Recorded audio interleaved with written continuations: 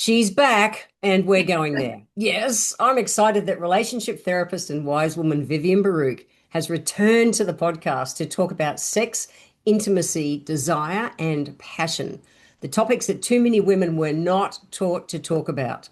So, we're going to unpack what sex actually means and the different types of intimacy that keep connection alive, and how to reignite desire in midlife Yeah. when life hormones and all those other things can get in the way. Right. Let's get straight into a very straight conversation. Very straight? No, that's the wrong word. To a very no bullshit conversation about sex. I don't like putting Direct. the word Yeah, straight around direct. my name. Very direct conversation. Let's have a direct conversation Yeah. about sex and intimacy. Yeah. So, can first off, what is the difference? Like what's intimacy? Because I think so many people think intimacy is Is sex. sex. Exactly. Hugely, hugely different. So one of my teachers says there's five different types of intimacy. So Okay. the first is physical intimacy, which means how you spend your time together, your day, how you share your life, how you allocate the roles and the tasks and everything you do. The next is emotional intimacy. The next, psychological intimacy, so that you're tuned into each other and know each other's dreams, hopes, fears, worries, aspirations. The next is sexual intimacy, and the last is spiritual intimacy. So there's lots of different levels of intimacy, but yes, when I have clients talk about intimacy, so I mean, I ask them, you mean sex? And they go, oh, yes, because everyone is usually so uncomfortable to use the word sex. Mm. And they So just think that intimacy is just sex. that's exactly right. And it isn't just sex at all. In Mm. fact, everyone knows you can have very unintimate sex. You can have a meeting of bodies and absolutely no connection on any other level. And it may be pleasurable for one or neither of them. It rarely is pleasurable for both when there's no real connection or intimacy. Mm. Yeah, And yet, for Alice, my wife, and I, when we just sit quietly on the couch, that's right. just touching toes or something and just Exactly. talking, that is the most precious intimacy to both of us. Absolutely. So that's emotional, psychological, spiritual intimacy. It's also part Mm. of the physical, how you share your day together, how you interact together. Absolutely. You're touching four of those. I mean, it might be because, when we get into talking about what sex actually is, the first gear of sexual interaction is affectionate touch. Mm. And if you miss out affectionate touch, it makes it kind of really hard to work up the gears to actual sexual, fulfillment, sexual orgasm or pleasure of the highest amount. Yeah. Yep. All right. So let's go before we jump right into that. We're going, Yes. let's warm it all up. Um, Yes. what do you think are the biggest barriers for women to true emotional and physical intimacy?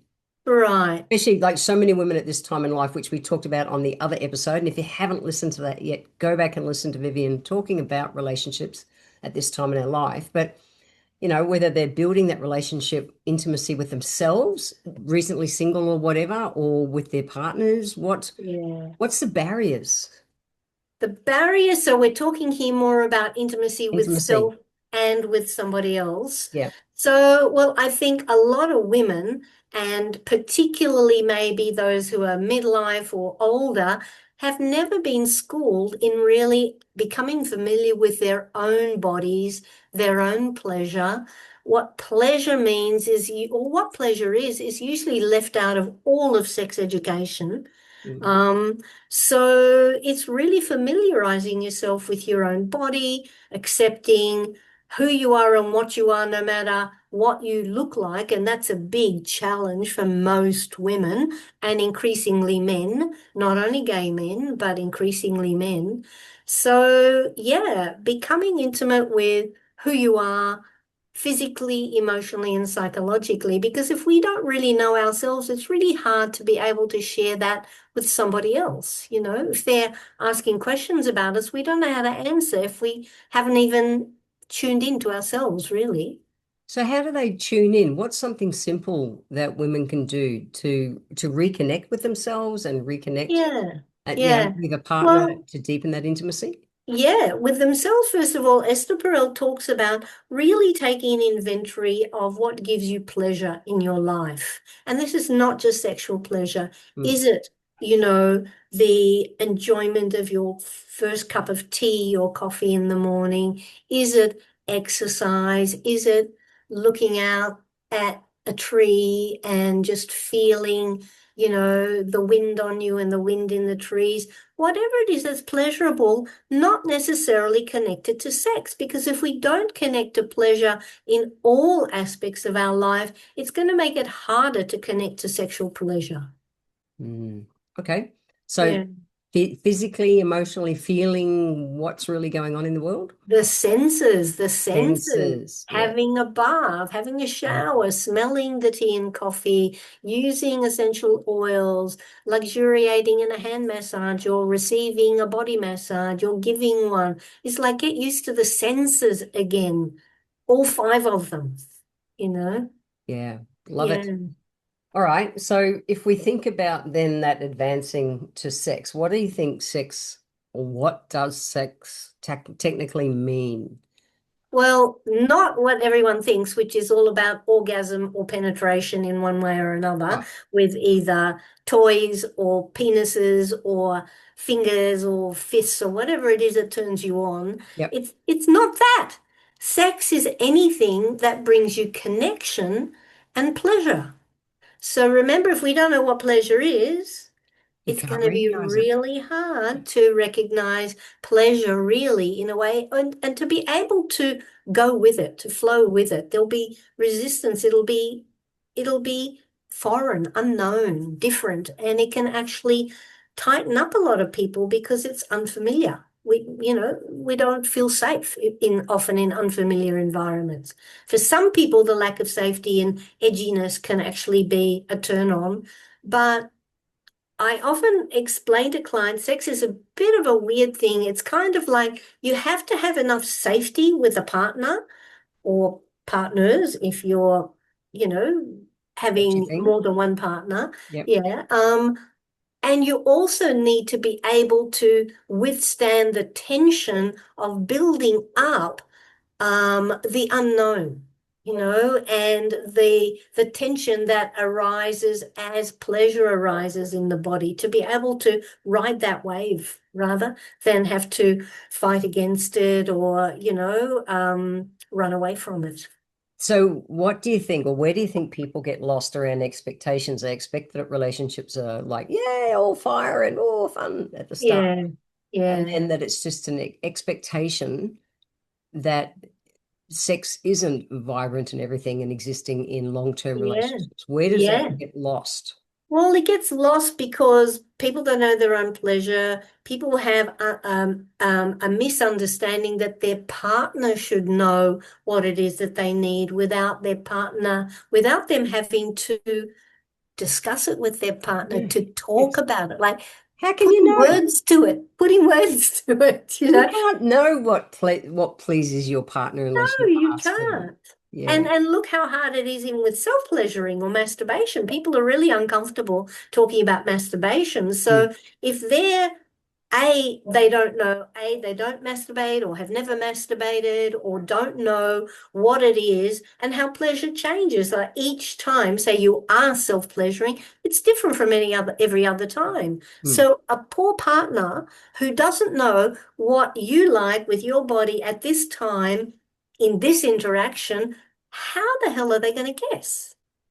They You know, can't because you don't know. you don't know. So, yeah, and we And it's kind of been taboo that we even talk about this that we stuff. talk I about sure it. didn't in my younger years. No Absolutely way. not. Yeah, it's all of this. You move in certain ways and you think you're giving them hints, non-verbally. And hello, non-verbal hints. We think, I mean, I can't tell you how many couples I've had, whatever combination of couples you want to think of.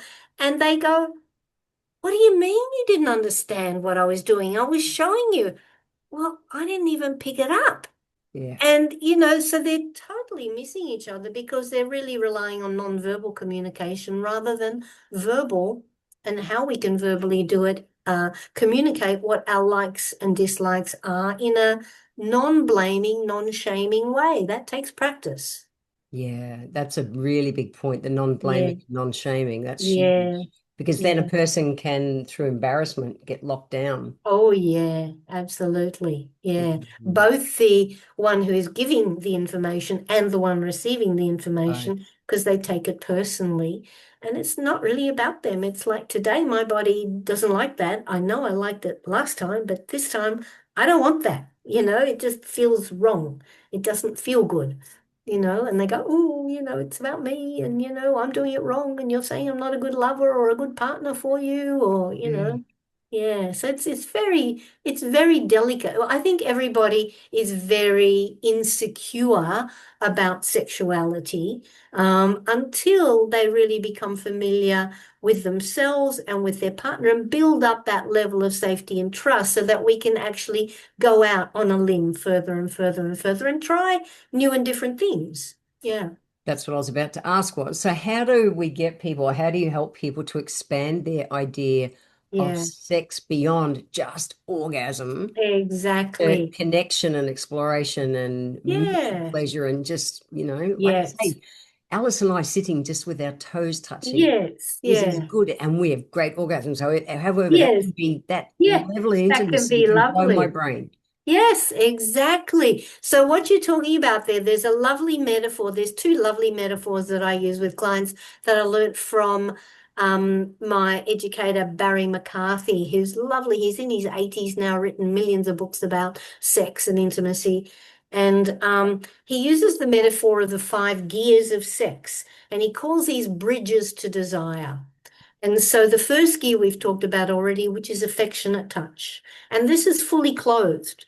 And Mm. we need to have and build in affectionate touch on a daily level so that you feel comfortable enough holding hands, hugging each other, sitting on the couch with your legs across each other, your toes touching, whatever it is, that just goes, here's a person, I really like you, I like being with you, and so I like to touch you and I like to be touched by you. That's affectionate touch. And it's amazing how many couples have very little or none affectionate touch. Wow. Yeah, exactly. So here the desire level is zero. Zero, maybe one. Like you said, it can give you little tingles, it can actually be reminiscent of, orgasmic experiences you've had, but it's not inherently in itself um, desire, rousing of desire. The next gear is sensual touch. So this is clothed, or it can be semi-clothed, is just reminding yourself of the senses, a hand massage, a neck massage, a rub of the shoulders, brushing the hair, touching the hair, stroking the cheek, anything that is just connecting you to your senses, because it's so different when we touch our own hand. It has a lovely sensory kind of palette around it. But when somebody else touches your hand, it's very different. Like somebody else touching your toes is very different from you touching your toes. So that's sensual touch. So arousal there can be 1 to 3. So desire, it kind of reminds you, oh, the senses. I'm a sensual being. The next gear is playful touch. And this is the gear that Barry says many couples have a lot of problems with because we make sex so serious and it's about getting to the goal of orgasm or whatever release. But playful touch can be again semi-clothed or nude, but it's things like flirting, having a bath together, showering, full body massage, teasing, going to certain areas of the body and then pulling back and knowing that that's playful. And the thing about play, when I talk about it with my clients, is you can't get play wrong. When you look at kids playing, it's like they grab a towel and it's a cape. I'm Superwoman, I'm Spider-Woman, or whatever it is. And it's like, you don't look like Spider-Woman, that's a towel. I am too, and so, it can't be wrong. It's like the mind is unlimited in play, and it's the same with this third gear of touch. Um, so here arousal is around 5, 6, because that in itself can be highly stimulating and arousing. The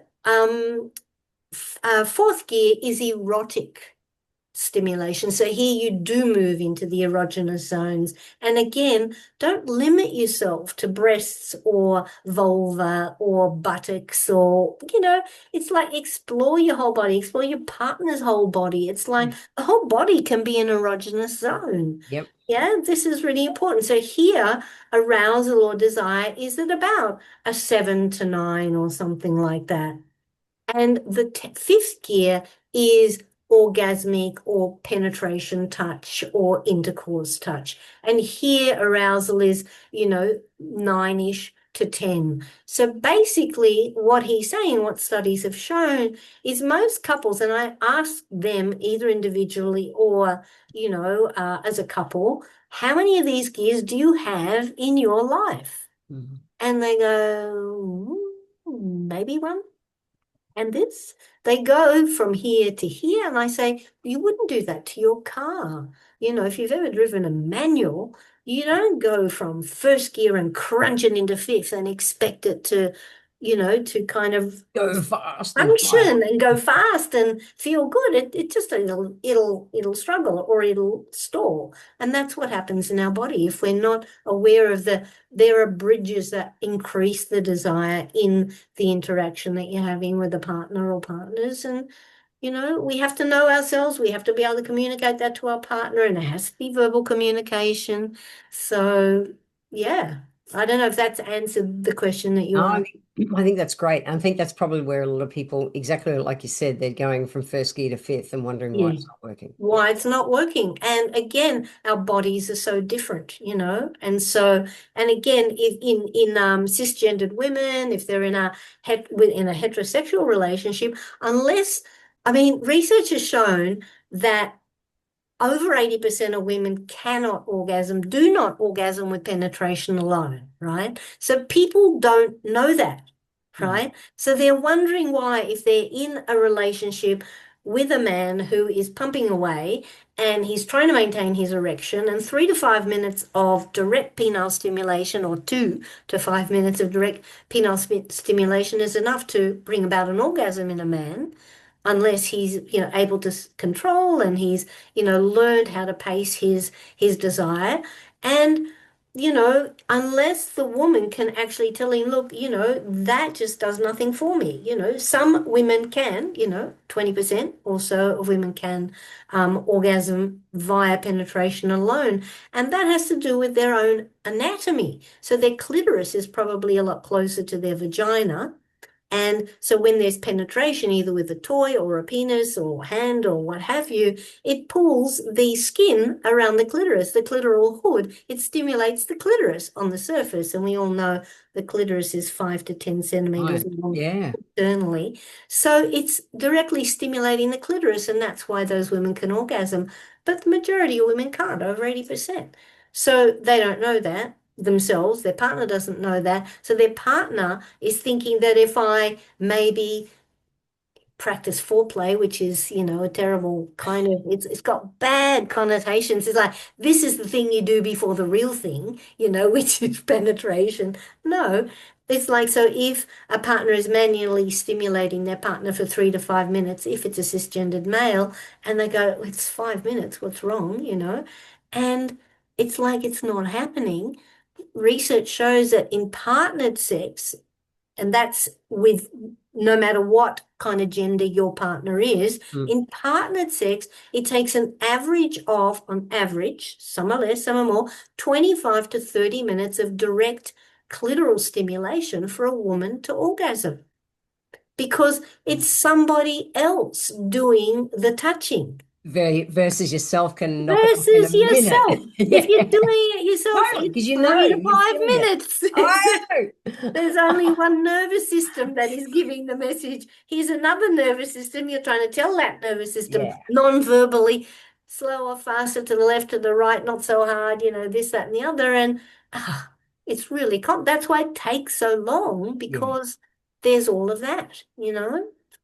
It's interesting. And then if you throw in the complication of midlife, where you've got Oh, women yeah, navigating menopause, maybe dry absolutely. vaginas, kind Yes, of health challenges, or low libido from yeah, stress or life or whatever, yes, how do they, or what a compassionate way is that partners can be there for each other, because that's a yes. really real conversation that needs to be had at this time in our lives. Absolutely, because again, every woman that goes through menopause is going to do it at a different rate and in a different way. But there are patterns that the studies have shown. So yeah, it can go. There's a minority of women whose desire for sex increases because they're mature, they're feeling more confident in themselves sexually, they know their own bodies, they know what pleases them, they can take a more assertive and or dominant position with their partner and get and you know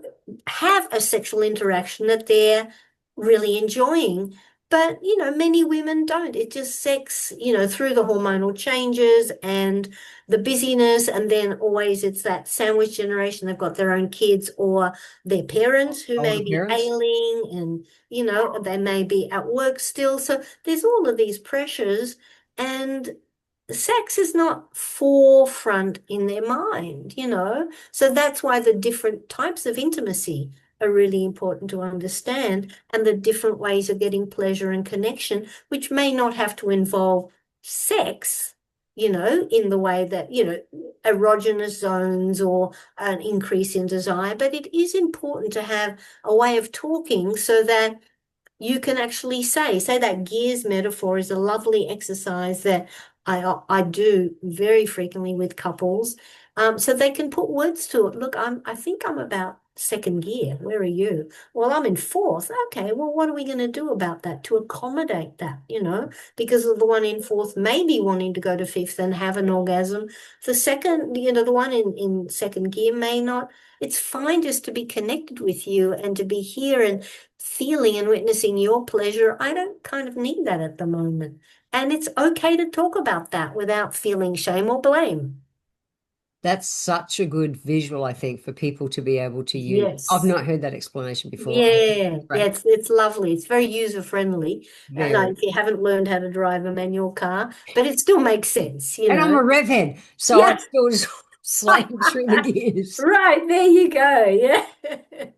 Yeah, Doesn't right. always work. Anyway, so Yeah. that's a great, I love it. I love visual explanations. Yes, So that's a yes, beauty. exactly. Well, another one that's really important, talking about midlife and the changes Yeah. and hormones, is the other metaphor for cars, which is that we have a brake and an accelerator in our sexual system. So we have the sexual excitatory system, which is like the accelerator in a car, and Yeah. we have the sexual inhibitory system, which is the brakes in the car. And there's many more things that inhibit our sexual system than accelerate it. Sure. So just like in a car, if you've got things that are stomping on your brakes, no matter how much accelerator you put on there, the car's not going to budge. Your desire and arousal isn't going to budge. So that's why people need to understand their own bridges to desire, their partner's bridges to desire, and have a communication about that. Because if one person is turned on by, say, visual stimuli, lingerie, or, having their partner do a dance for them or something like that, but the other one it just does nothing for, that thing isn't going to work. And then this partner thinks, what's wrong with you that you don't have the same accelerators that I do? Why aren't you turned on by X, Y, Z, A, B, C, D? I am. What's wrong with you? You're broken. And many women particularly feel they're broken, Yeah. particularly, heterosexual women, because they're comparing themselves, if they don't know about their own bodies and female arousal systems, comparing themselves to the male arousal system. It's vastly different. Yeah. There's similarities, but, timing and, the whole body awareness thing is very different than with a male body. Yeah. Yeah, or It's cisgendered male body. Yeah. yeah, it's just a minefield to navigate. And if I meet a lot of women who've come to this time of their life and they've only the time of their life and they've only had like not even a handful of partners Partners. sexually. Exactly. And it's scary as shit to Oh, be yeah. recently singled or Yeah. something. Yeah. It's huge. Yes, it sure is. And Yeah. particularly if they haven't necessarily had particularly good sexual experiences with their partners in the past, they don't know. So if they are willing to learn, I mean, Emily Nagoski's a wonderful, sex educator. You can Google her name. So it's Emily spelt normally Nagoski. She's done 2 TED Talks, and one is about the keys to sexual pleasure. So it's really worthwhile watching. But yeah, if, she recommends getting familiar with your body. Her first thing in her book, Come As You Are, which is a fabulous book. It's now in its 2nd edition. It's like she gets women to stand in front of a mirror naked and look at themselves and find the bits they like, not the bits Not the they bits I don't don't like. like. Yeah, and particularly start getting a mirror and looking at their own vulva. Many women have never seen their own vulva, so they don't know what their vulva looks like, right? Yeah. And it And changes so much. The natural oh, atrophy that happens as yes, we age. I'm as postmenopausal and yes, low estrogen yeah, absolutely changes the way it looks and feels. yeah.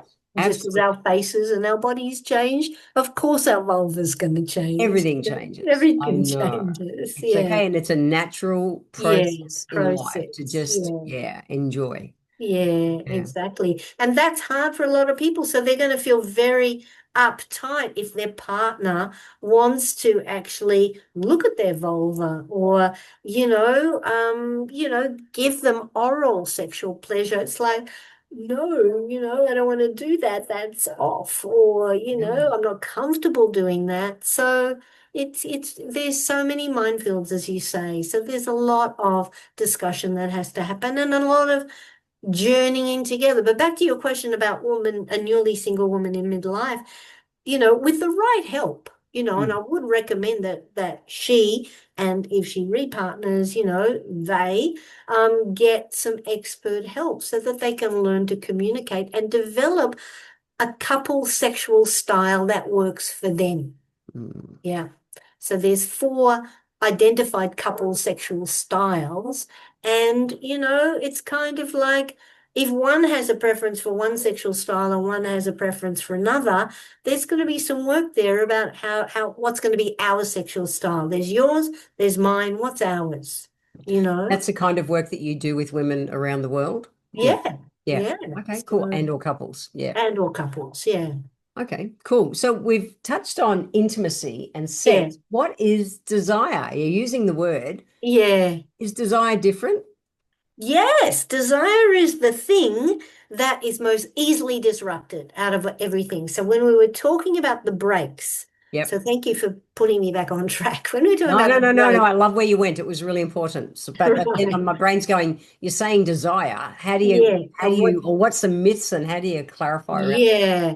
Well, desire basically is the most easily disrupted aspect of our sexual self than and we don't understand that, right? We don't understand, most people don't know that. And so there's 5 aspects, 5 groups of things that can actually put the brakes on in our desire. So one of the exercises that I do with individuals and couples is help them to identify their own brakes. So the first class of brakes that stomp on the brakes is physiological. So hormonal, Hmm. puberty, menopause, postpartum, but it can be anything like illness or pain in the physical body, or medications can disrupt, our desire and our arousal capacity. So desire is the subjective kind of sense of, you know, anticipating pleasure, basically. Yeah. Yeah. So I desire, it's like giving yourself permission and actually feeling that you can own that you deserve sexual pleasure or that you enjoy sexual pleasure. So there's a lot of physical things that put on the brakes, so pain, ill health, cancer Stress? treatment, stress, all of those things are Mm. really on the physical level. There's 4 lines, 4 to 5 lines of these, and I get individuals and couples to actually identify their own first. Yeah. And then to share them and compare how many one has compared to the other in each of these segments. So the physical is one. The next is psychological. So bad sex education, all these expectations about what should and shouldn't happen. Will I lubricate? Will I orgasm? Will he, she, or they touch me in the right way? Can I hold on long enough? Will I orgasm too quickly? Will I get an erection? Can I stay, can I stay erect? Can I maintain erection? Do I smell good? Do I smell bad? How does my bum look from this angle? Our head gets in the way, right? And Big time. big time. And this is what differentiates us from animals. Animals are Mm. primarily driven by hormones. They have seasons of being on heat and off heat, right? We have this chatterbox in here that is kind of like, oh God, I've gone blank on the it's the observer, the sort of the observer in our head that is criticizing what's going on in us, in them, and in this interaction. So all of this, but so much misinformation about sex that we get from the media, from porn, from social media, that is just blatantly wrong. It doesn't fit, particularly doesn't fit committed long-term sexual relationships. It's sort of all geared to the hot and heavy, dating stage or the first, interactions that are sexual. And they can be hot and heavy, but they can also be very embarrassing, those first interactions. That's normal. You don't see any of that in porn. You don't No. see any of that in the movies. It's all, within 1 or 2 minutes, they're all tearing each other's clothes off. They're having mind-blowing orgasms. I always go, oh my God, the information that's been given to people is just so The real world's not like that. not It like can that. be, It can be, it's but it's most likely not. not. Yeah, exactly. Yeah. So psychological is the next break. The third is relational. Bad communication, bad conflict management, unhealed trust or conflicts that you've had recently or in the past, infidelities that have not been addressed. Uh, Disrespect, not treating your partner with kindness or care, contempt or, expectations that are, power plays. I mean, power plays can be a turn on if they're done consensually Sure. and, but not if it's a unilateral one who is the power over person or one who's the power under person. All of these relational factors play a huge role. And the last is situational factors that stomp on the brakes. It's too early. It's too late. I've eaten too much. I'm hungry. Yeah. I've drunk too much. I haven't drunk enough. I'm dehydrated, or I need more alcohol because I'm too stressed, It's like the room is messy. The to-do list is too long. The kids will hear. The neighbors will hear. It's too hot. It's too cold. There's too much light. There's not enough light. We all have all of this stuff going on. How the hell do we actually get it together? That's exactly right. It's a big list. This is human interaction. This is what puts the brakes on. So Yeah. once we know our own brakes, we have to make an effort to remove as many of them as possible before an interaction to make it more likely that any accelerators that we apply are going to be arousal. It'll cause arousal or desire to increase. Otherwise, so like there's this huge list on, I get people to read a page that is almost a full A4 page of breaks identified, and then there's 4 lines of accelerators. 4 lines. And they're divided. I mean, this is in terms of they haven't done enough research yet on, on alternative sexualities, Yeah. and Sure. also it's just kind of it's new in terms of historical and evolutionary terms. Yeah. So the last 30, 40 years is very new when you look at the whole history of human beings and Sure. understanding human sexuality. And Kinsey studies were the first, and they're only, I mean, I don't know when they were a 20s, 30s, 1920s, 30s. Yeah. Not a long I've time. Yeah. forgotten. It's not a long time that we've understood or started to understand male sexuality because predominantly they were studying men and not women, Because right? it was guys who wanted to know that stuff. Yeah. Yeah, exactly, researchers, but then they did do women. So where was I before I put myself off track? The big list of a whole Oh page yeah, of breaks and four four lines lines, of two each. turn-ons. Male stimulated, male enhances, female enhances. Some women are enhanced and, their desire is enhanced by male. Some males are enhanced by female enhancers. So it's about what turns you on when enough of the brakes are removed. Mm. So it's important to understand that human sexuality is very complicated. It is, and we just expect to magically know how it works at all the different Yeah, stages in our lives. exactly. And that's the We myth. can't. It's Yeah. something we can learn. It's all, anything. Yeah, these are now learnable and teachable skills. Yeah. And Yeah, it's very much part of a healthy relationship. So how do we integrate being a good sexual team into our good teamwork in other areas of our life and relationship? yeah.